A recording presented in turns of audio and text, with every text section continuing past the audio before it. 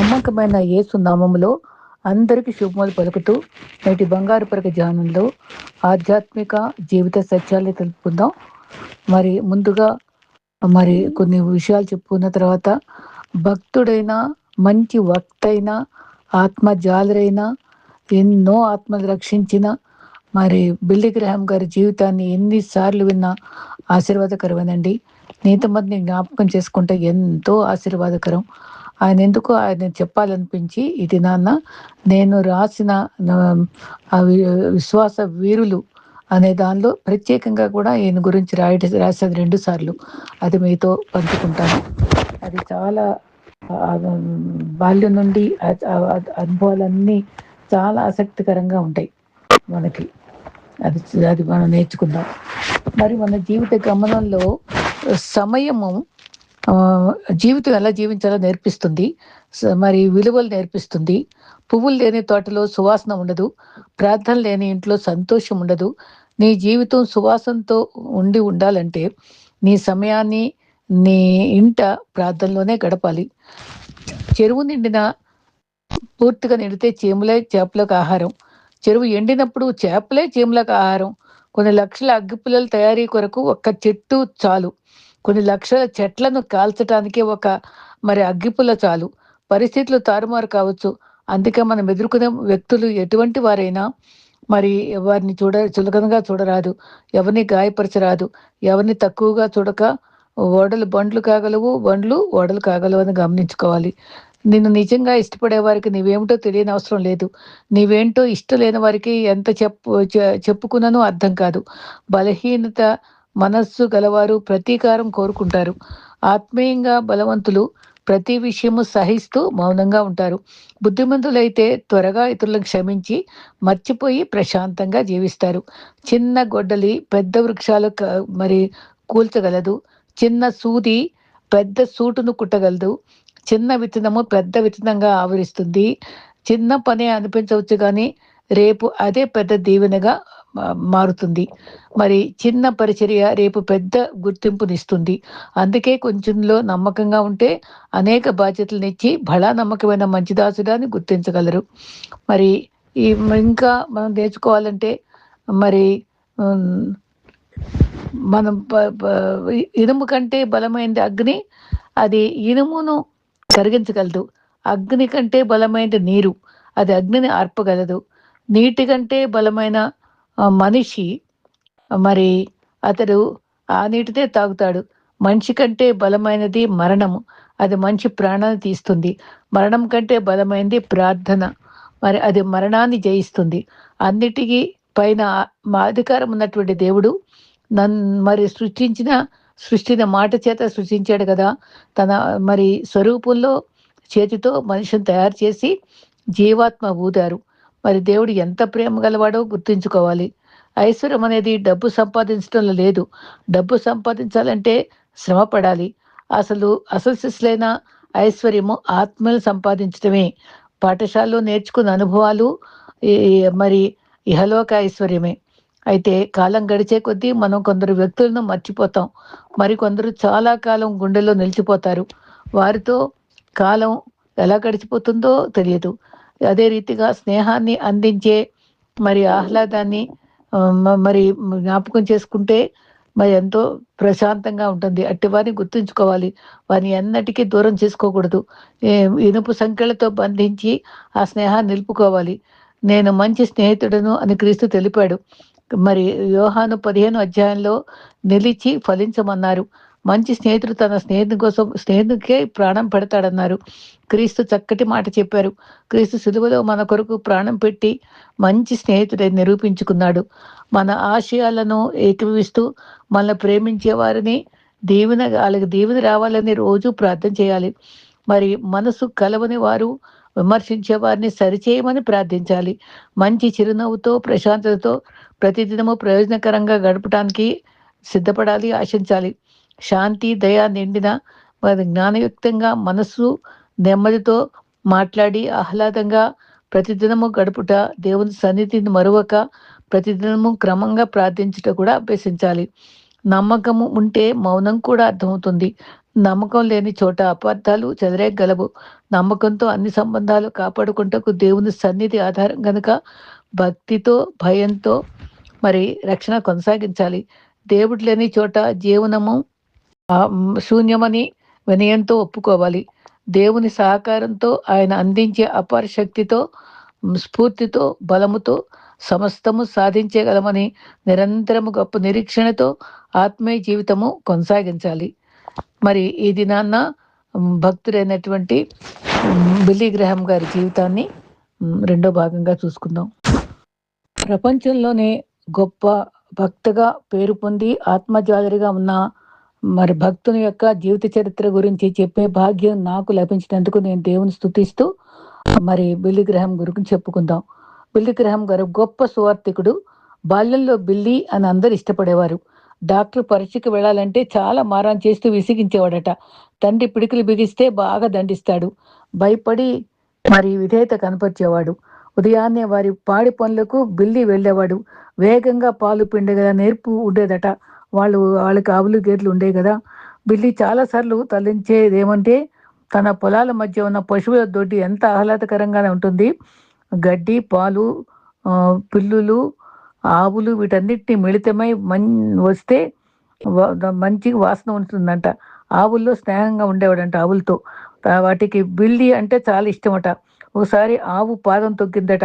ఆ బాధలో పాలు చకచకా పిండేశాడట. కోళ్లకు మేకలకు మేత వేసేవాడు. మేకలంత అందంగా అద్భుతమైన జంతువు భూమి మీద లేదని ముచ్చట పడేవాడట. మరి తమ్ముడు కూడా ముద్దు చేసేవాడట. ఒకసారి డాక్టర్ ఆఫీస్కి బిల్లిని తల్లిదండ్రులు తీసుకెళ్లారట. మీ బిల్లిలో ఏ జబ్బు కనిపించలేదన్నారట. డాక్టర్ చాలా అసాధారణంగా ఉందే అనేవాడట. భోజనపు గదిలో పాత్రలను మరి కిందకు పడేస్తే, కోడిగుడ్లు పుట్టిన కిందకు పడేస్తే, పార్కులో కార్లపై రాళ్ళు రుగితే బిల్లి ఆ దశలో చేస్తున్న పనులను బట్టి మౌనంగా భరించాలన్నాడు. బిల్లి తాతలాగా పెద్దనాన్నలాగా ఉన్నాడని తండ్రి ప్రేమించేవాడట. తల్లి బైబిల్ వాక్యాన్ని కంఠస్థం చేయించేదట. మరి మరి సంపూర్ణ హృదయంతో, ఆత్మతో, బలంతో దేవుని ప్రేమించాలని చెప్పేదట. బిల్లి ప్రవర్తనకై దుఃఖంతో ప్రార్థించగా ఎవరి గురించి ప్రార్థిస్తున్నాడు బిల్లికి అర్థం కాల. తన కోసం కాదులే అని తలంచి నిర్లక్ష్య భావంతో ఉండేవాడట బాల్యంలో. స్కూలు అనుభవాలు. బిల్లి తల్లి మొదటి రోజు స్కూల్ అనుభవం ఎట్లుంది అని ప్రశ్నిస్తే, టీచరు నన్ను ఇట్లు పడటం లేదని భావిస్తున్నా అన్నారు. ఆదివారం మౌనంగా ఉండినట్లు మిగిలిన రోజుల్లో కూడా అలా ఎలా ఉండాలి అంటూ బాధపడేవాడు. ఆ తలంపులతో నవ్వుట మర్చిపోయాడు.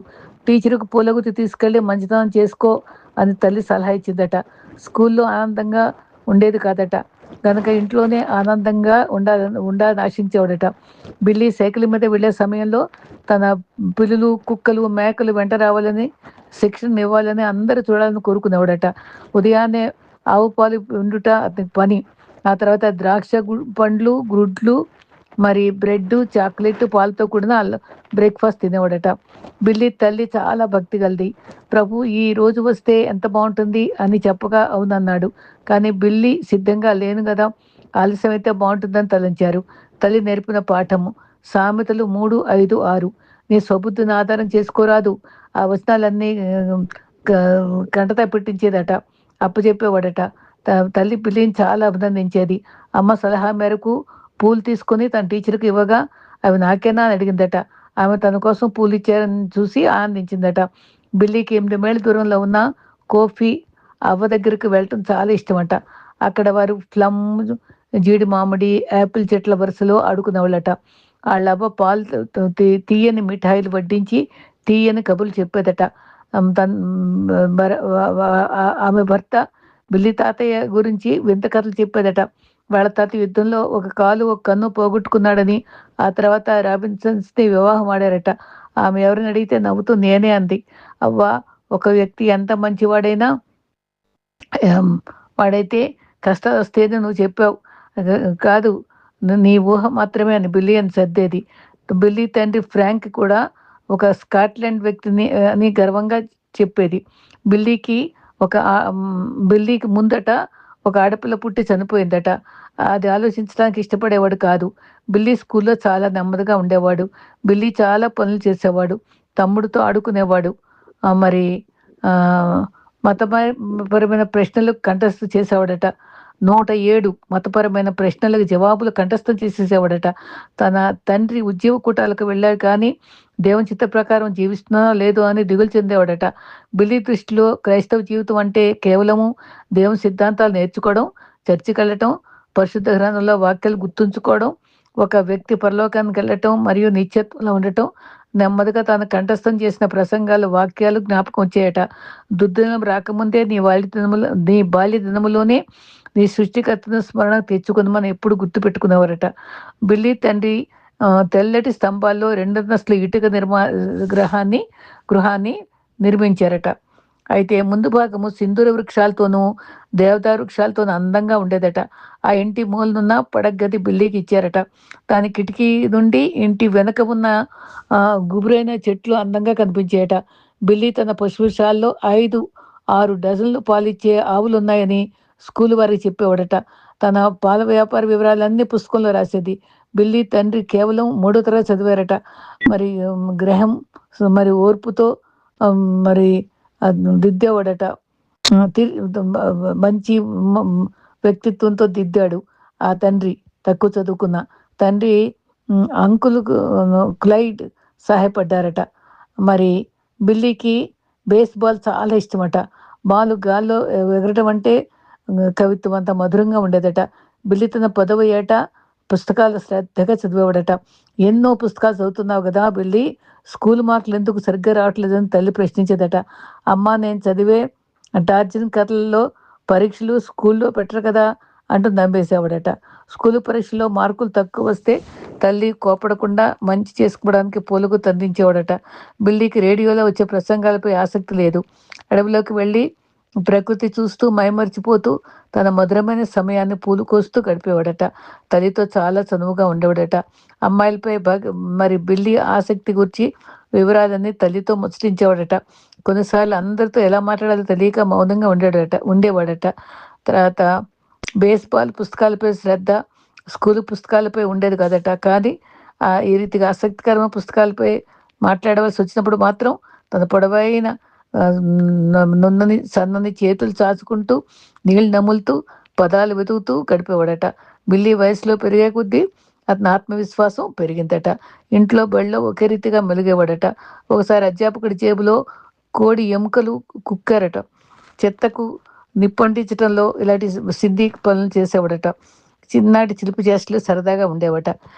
బిల్లి తెల్లని బట్టలు, అందమైన టైలు, ఐస్ క్రీమ్ రంగులో ప్యాంటు, ముఖ్యపు నవ్వుతో స్కూల్కు వెళ్ళినంత మాత్రాన ఇంటి పనులు చేయట్లో కానీ, భోజనాన్ని కానీ, భోజనం తర్వాత కానీ, ప్రార్థించడం కానీ, వాక్య ధ్యానం కానీ, దైవభక్తిని మాత్రం మాత్రం నిర్లక్ష్యం చేసేవాడు కదట.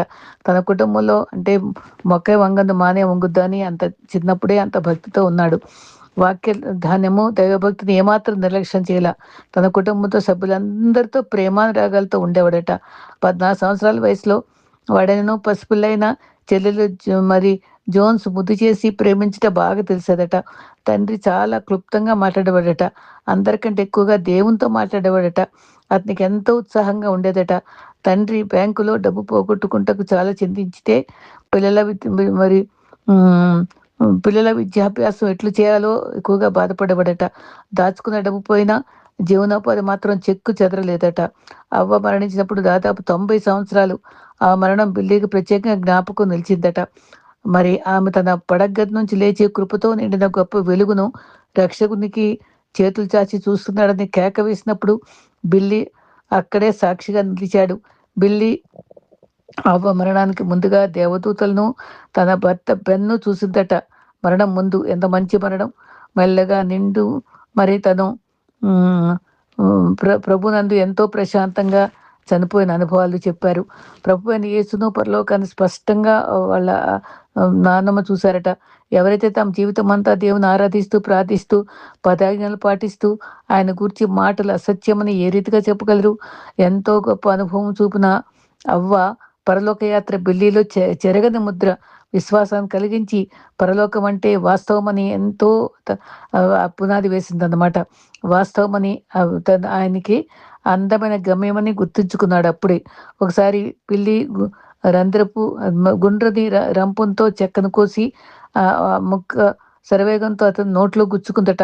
ముక్కు కింద చాలా గాయమైందట. నెమ్మదిగా వాళ్ళ అంకుల్ వచ్చారట. ఆసుపత్రి తీసుకెళ్ళాడట. అక్కడ మృత్యువుతో పోరాడే చిన్నప్పుడు చాలా శ్రమ పడ్డాడట. బిల్లి తల్లి కీర్తన 91, ఆయనే నా ఆశ్రయము, నా కోట, నేను నమ్ముకున్న దేవుడు అని మీ నాన్న మీకు చెప్పలేదా అని ధైర్యపరిచిందంట హాస్పిటల్లో. బిల్లీ రక్షణకై ప్రభు సిద్ధపరిచారు. బిల్లీ తండ్రి క్రిస్టియన్ మెన్స్ క్లబ్లో చాలా చురుగ్గా పాల్గొనేవారట. ఒకరోజు అతనికి క్రిస్టియన్ మెన్స్ క్లబ్ తండ్రి ఆహ్వానించగా అనేక మంది కార్లు ఇంటి ముందు బిల్లి చూశారట. కుటుంబాలతో ప్రార్థనకు ఇచ్చేసేవారట. ఆయన తండ్రి పరమానంద భరితుడై మరి వెలుగులో ప్రకాశించు ముఖమును చూసేవాళ్ళట. ప్రపంచంలో నలుమూల నుంచి భక్తిగా తల్లిదండ్రుల ముఖంతో ప్రకాశించడం గమనించుకునేవాడట. నలుమూలల నుండి దేవుని స్వార్థ ప్రకటించే బోధకుడు కావాలని మరి మన చార్లెట్టి గ్రామం నుండి లేపమని మీ ప్రార్థన కుడికల్లో ఒక వ్యక్తి ప్రభును ప్రార్థించడం విన్నానని బిల్లీ తల్లి అంది. అంటే బాల్యంలో ఎంతోమంది భక్తులు బిల్లీ కోసం కూడా ప్రార్థించారన్నమాట.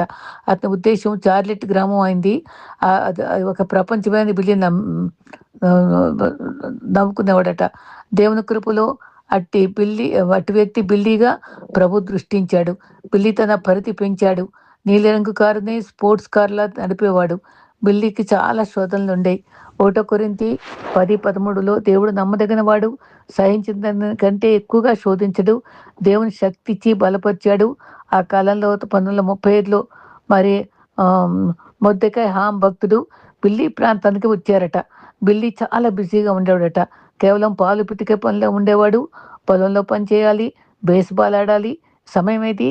చాలా మంచి బోధకుడని బిల్లీ తండ్రి చెప్పాడట ఆయన. తర్వాత మొర్దెకాయ్ హామ్ అప్పుడు ఆ పాపంలో జీవించే పిల్లలను అతడు గద్దిస్తూ హెచ్చరిస్తూ ప్రసంగాలు చేసే భక్తులు మరి బిల్లీని భక్తుడిగా బిల్లీ గమనించుకున్నాడట ఆయన గురించి. సరే, డాక్టర్ హామ్ ఎలా మాట్లాడతారో నేను వినాలని బిల్లీ పాలిన్తో అన్నారట.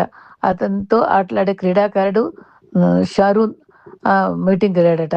ఆ మందిరము చాలా అద్భుతంగా ఉందంట. పెద్ద దీపాలు ఉన్నాయట. అక్కడ బెంచీలు కూడా 100 మంది కూర్చున్నారట. ముందు వరుసలో కూర్చోవాలనుకున్నారట. ఆ మందిరం అత్యంత మరి ఉల్లాసంగా ఉందట. చాలా మంది జనాలు వచ్చారంటే వారంతా జీవజలం కోసం ఎంతో కృపతో ఉన్నట్టే అని గ్రహించాడు బిల్లీ. ఎదురుగా మొర్దెకాయ్ హామ్ వేదిక ఎక్కారట. ఆయన 50 ఏళ్ళు ఉంటాయట. చాలా ఎత్తుగా ఆకర్షణీయంగా ఉన్నారట. ముఖం ఆవేశంగా ఉందట.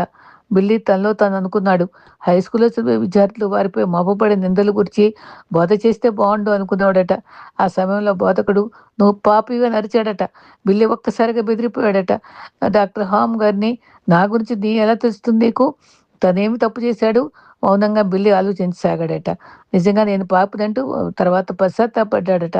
బిల్లీ మాత్రమే కాదు, మొత్తం వచ్చిన జనమంతా తీవ్రంగా స్పందించి తలలు వంచి పశ్చాత్తాపట బిల్లీ గమనించాడట.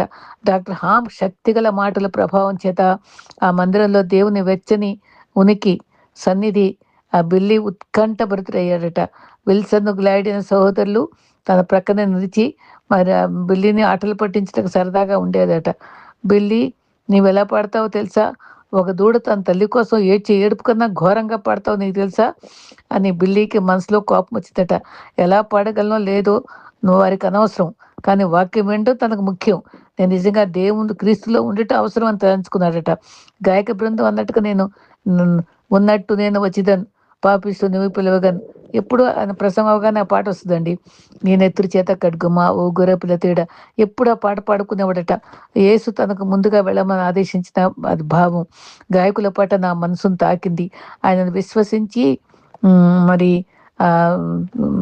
నన్ను చేర్చుకొని ఆయన మరి చెప్పే మాట తన మనసు చెప్తుందట. మరొకసారి మరి పశ్చాత్తాపంతో మరి వీళ్ళందరూ వచ్చిన వాళ్ళందరూ కూడా పశ్చాత్తాపంతో చివరి పంక్తులు పలుకుతుండగా బిల్లీ గ్రహం మౌనంగా ముందుకు వేదిక చేరాడట. తండ్రి తన పక్కగా చేరి ఆప్యాయంగా ఆలింగనం చేసుకున్నాడట. తండ్రి రక్షించబోట చాలా ఆశించాడట. నిర్బంధం ఏమి చేయలే. ఆ ప్రసంగం ద్వారానే ఆయన అరుపులు, ఆయన శక్తితో చెప్పిన అది ప్రసంగం ద్వారానే ప్రతి ఒక్కరూ పశ్చాత్తాపడంతో పాటు బిల్లీ కూడా పశ్చాత్తాపడి రక్షణ అనుభవం అక్కడే పొందాడు అక్కడ. అయితే అమ్మ నేను మార్మన్స్ పొందానని అమ్మ చెప్పాడట.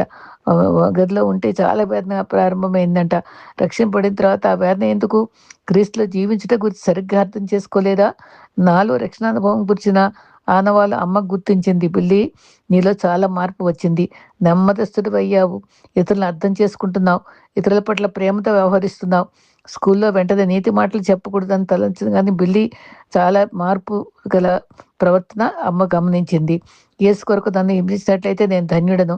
నాకైతే హింసించే వారి కొరకు ప్రార్థించడం చాలా కష్టంగా తోచింది.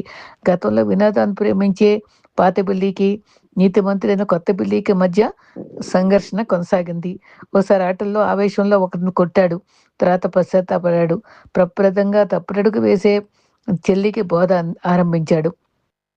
తన ఆలోచనలో ఆటస్థలం వేదికపై వచ్చి రక్షణ పొందని అని కేకవేయగా ఎందరో వేదికపై రావటం ఊహించాడు.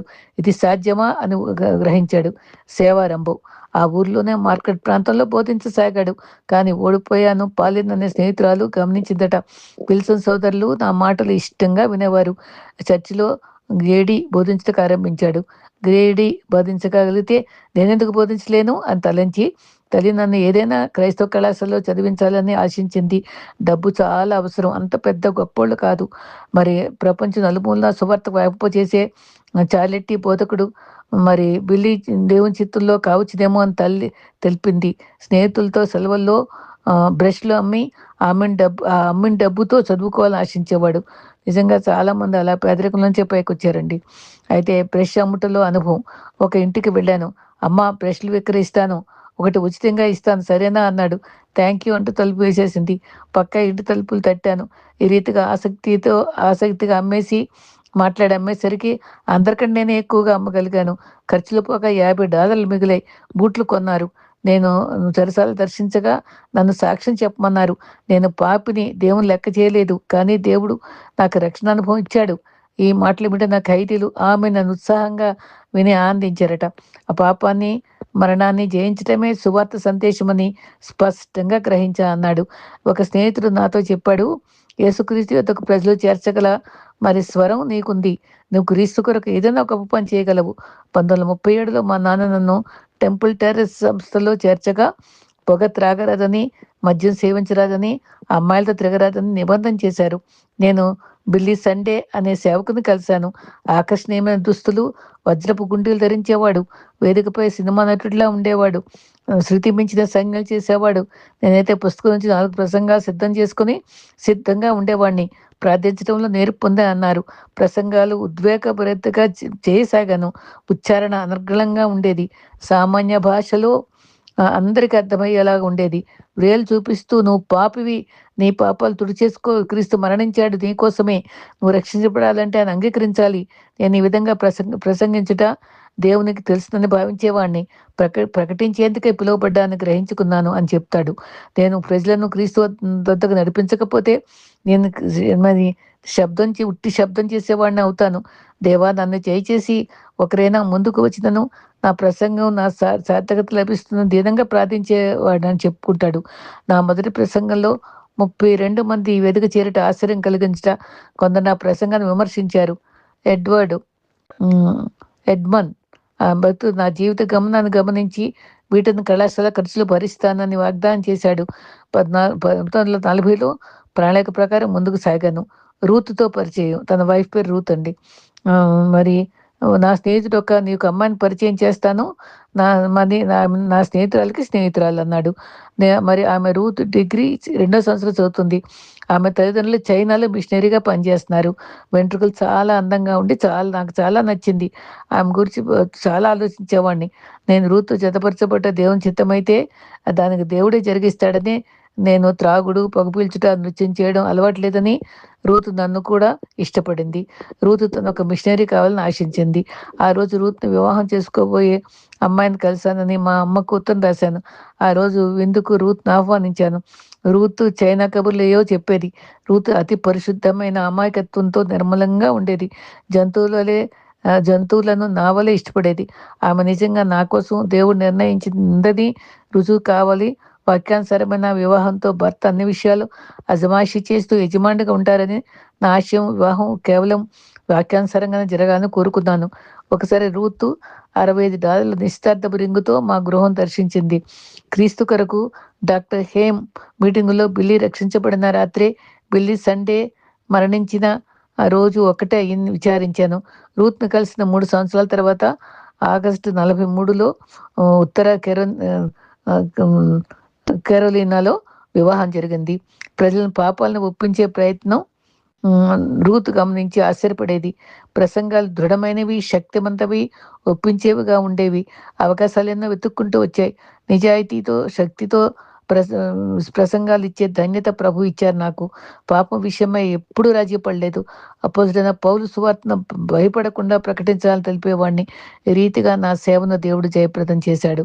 1995లో షాన్ జువాన్ మరి ప్రసంగాలు 3 రాత్రులు చేసి 180 దేశాలు పంపబడ్డాను. 116 భాషల్లో అనువదించబడ్డాయి. 3000 ప్రాంతాల్లో కొన్ని కోట్ల మంది ప్రదర్శించబడ్డాయి. ఈ టేపులు అనేక ప్రాంతాల్లో ప్రదర్శించాలి. భూదిగంతాల వరకు సువార్త అందించాలనే క్రీస్తు ఆదేశం. అదే సువార్త ఇలా చాటించేటువంటి ఆ పనిలో నేను ఉండటం ప్రభు కృప. ఈ రకంగా తను స్వయంగా రాసిన మాటలు కూడా కొన్ని ఉన్నాయి. అదో కొద్దిగా చదివి నేను మీకు చేస్తానండి.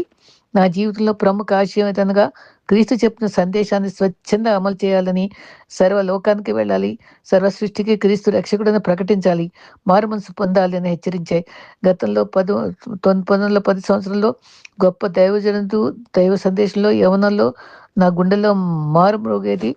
మరి దైవ సందేశం యవనాలు ప్రప్రదంగా నేను ప్రసంగించిన ప్రసంగంలో ప్రపంచ కాంగ్రెస్ ఆశయం ఉద్యమం ఏదనగా 60 దశాబ్దాల క్రితమే ప్రతి సంఘము క్రీస్తు భక్తితో ఉద్యమంతో నింపబడాలనేది. అది విధిగా ఆచరింపబడిన విజ్ఞప్తిగా తెలిపారు.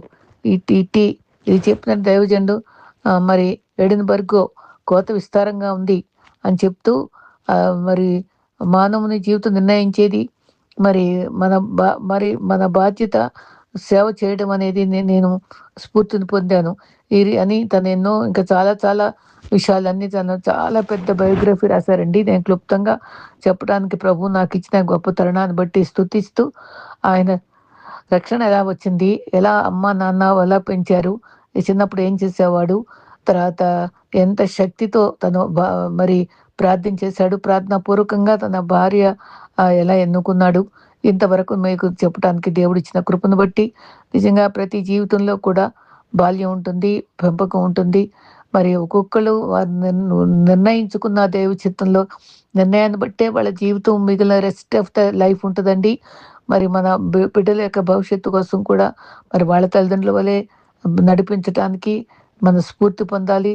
మరి భక్తులుగా తయారు చేయడానికి మనం పూనుకొని క్రీస్తు కొరకు బ్రతకాలని, క్రీస్తు కొరకు ప్రతి చోట సాక్షిగా ఉండాలని, మరి మన కుటుంబాల్లో మరి భక్తులు లేవాలని మనం ప్రార్థనాపూర్వకంగా సిద్ధపడదాం.